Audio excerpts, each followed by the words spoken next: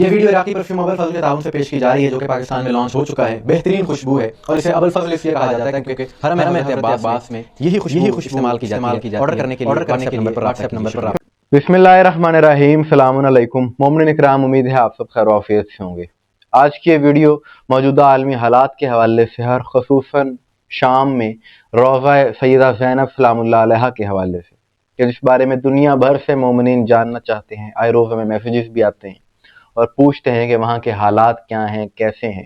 اس کی وجہ یہ ہے کہ جب سے گزشتہ برس جب سے وہاں پر حکومت تبدیل ہوئی ہے شام کی، تب سے لے کر اب تک وہاں پر پابندی ہے زائرین کے جانے پر۔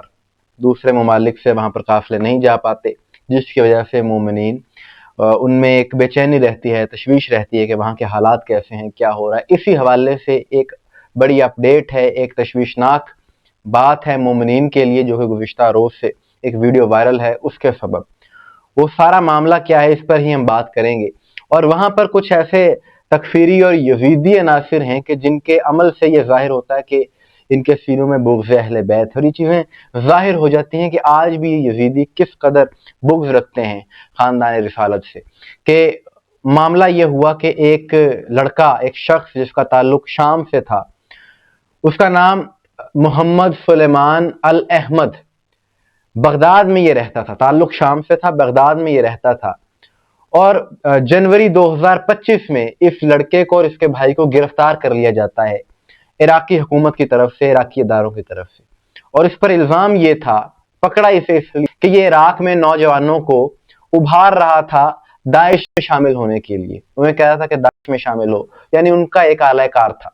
اور ساتھ ہی ساتھ امام علی علیہ السلام کی ایک شبیہ جو وہاں پر تصویریں عراق میں عام ہوتی ہیں، اس نے وہ بھی جلائیں، وہ ویڈیو اس کے موبائل سے ملی، جس کی وجہ سے اسے گرفتار کیا گیا اور عراق کی انسداد دہشت گردی کی عدالت میں اس کا مقدمہ چلتا رہا۔ اس کو اور اس کے بھائی کو گرفتار کیا گیا تھا، اس پر الزام ثابت ہو گیا۔ تقریباً 10 مہینے مقدمہ چلنے کے بعد 27 اکتوبر کو وہاں کی عدالت نے اسے سزائے موت سنائی، عراق میں دہشت گردی اور بدامنی پھیلانے کے جرم میں۔ اب غور طلب بات یہ ہے کہ 27 اکتوبر کو عدالت کا یہ فیصلہ آتا ہے، اور اسی کے 2 روز بعد اسی تنظیم کا ایک شخص، یعنی داعش کا ہی ایک شخص، وہاں سے ویڈیو بیان جاری کرتا ہے جس میں وہ مخاطب ہے عراقی حکومت سے اور شیعان علی سے، اور وہ سرے عام کہتا ہے کہ اگر اس لڑکے کو سزا دی گئی تو میں روضہ سیدہ زینب مسمار کر دوں گا۔ یہ اس کا آن دی ریکارڈ ویڈیو بیان موجود ہے، جو گزشتہ رات سے بہت زیادہ وائرل ہے میڈیا پر، عرب دنیا میں، اور اس حوالے سے مومنین میں بہت زیادہ تشویش پائی جا رہی ہے۔ بات یہ ہے کہ یہ وہ عناصر ہیں کہ جو اپنا یزیدی کردار ادا کر رہے ہیں آج کے اس دور میں بھی، کہ ان کا یہ بغض اہل بیت دیکھیے کہ تکلیف انہیں کس ہستی سے ہے کہ جو رسول اللہ کی نواسی ہیں، خاندان رسالت سے آج بھی ایسے افراد کی دشمنی ہے۔ یہ اپنی اعمال سے، اپنی گفتگو سے یہ چیزیں ثابت کر رہے ہیں، اور ان لوگوں کی طرف سے پروپیگنڈا یہ کیا جا رہا ہے کہ اس لڑکے کو سزا اس لیے دی گئی کہ کیونکہ اس کے موبائل میں احمد الشرع الجولانی کی تصویر تھی، جو کہ شام کا صدر ہے، جبکہ یہ محض ایک پروپیگنڈا ہے۔ اتنی سی بات پر نہ کبھی اتنا بڑا ٹرائل ہوتا ہے، نہ ہی اس طرح کیس چلتے ہیں، اور نہ ہی اس طرح حساس عدالتیں نوٹس لیتی ہیں اور سزائیں دیتی ہیں۔ داعش کے حوالے سے تو ویسے ہی عراق کے ادارے بہت زیادہ حساس اور متحرک رہتے ہیں، کیونکہ یہ وہی تنظیم ہے جس نے آج سے کچھ سال پہلے مزارات اہل بیت پر حملے کیے تھے اور ان کو مسمار کیا تھا، اور عراق کی سالمیت کے لیے یہ تنظیم اس وقت خطرہ بن گئی تھی۔ اور اب جب ان کا اعلی کار ایک پکڑا گیا ہے اور اسے سزا ہوئی ہے، تو شام میں کچھ ایسے عناصر جو کہ یزیدی فکر رکھنے والے ہیں، وہ اس طرح کے بیانات دے کر دباؤ ڈالنا چاہتے ہیں۔ لیکن ایسے عناصر کو جواب یہی ہے، یہ تو دھمکی دی ہے نا، کیا ماضی میں مزارات اہل بیت ڈھائے نہیں گئے، مسمار نہیں کیے گئے، حملے نہیں کیے گئے یزیدیوں کی طرف سے؟ لیکن عزت پھر بھی آل رسول کی ہے، آل محمد کی ہے۔ یزید اور اس جیسوں کے حصے میں ذلت ہی آئے، تم جو چاہتے ہو کبھی نہیں ہو سکتا، کیونکہ عزت اور ذلت اللہ کے ہاتھ میں ہے، اور اللہ نے تمام تر عزتیں، تمام تر عظمتیں اہل بیت کو دی ہیں، اور تمام تر ذلتیں دشمنان اہل بیت کے مقدر میں ہیں۔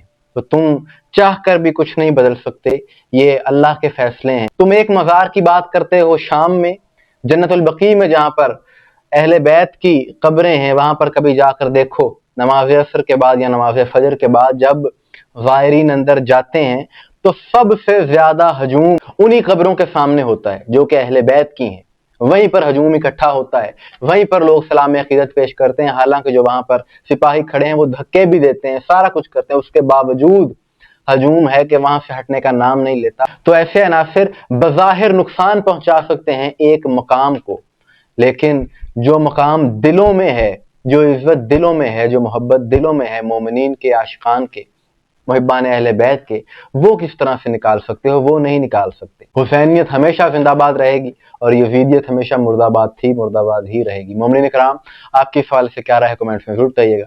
मुझे दुआ में याद रखिएगा। अस्सलाम वालेकुम व रहमतुल्लाह।